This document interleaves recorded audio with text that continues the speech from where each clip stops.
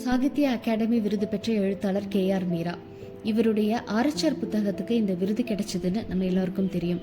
இவருடைய எழுத்து எவ்வளோ ஆளுமையானது அப்படிங்கிறத இவருடைய மற்ற புத்தகங்கள் எல்லாம் படிக்கும்போது நமக்கு புரியும். நிறைய பின்னிய சிந்தனைகளை கொண்ட இவரது புத்தகம்.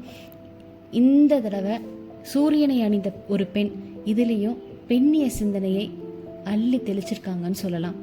இந்த சமுதாயம் ஒரு பெண்ணை எவ்வளவெல்லாம் தன்னுடைய கட்டுக்குள்ளே வச்சிருக்கு அப்படிங்கிறத, அந்த அவல நிலையை இந்த ஆணாதிக்க சமுதாயம் ஒரு பெண்ணை எப்படியெல்லாம் அவ சிந்தனையை கட்டுப்படுத்துது, எங்கேயாவது இருந்து தப்பிச்சு என்னை சிந்திக்காம செஞ்சிட முடியுமா அப்படின்னு அவ கதறதும் இந்த சமூகத்துக்கான ஒரு கேள்வி தான் சொல்லலாம்.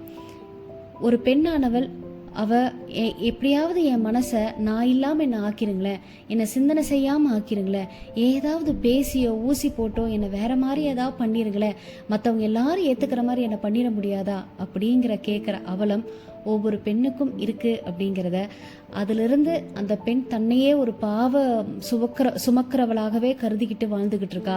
இதுலேருந்து அந்த துன்பங்கள்லேருந்து விடுபடுறதெல்லாம் எப்படி அப்படின்னு அந்த மூச்சு முற்ற அளவுக்கு குழப்பமான சூழ்நிலையில் இருக்கிற அந்த பெண்ணுடைய கதையை சொல்லுவது தான் இந்த சூரியனை அணிந்த பெண்.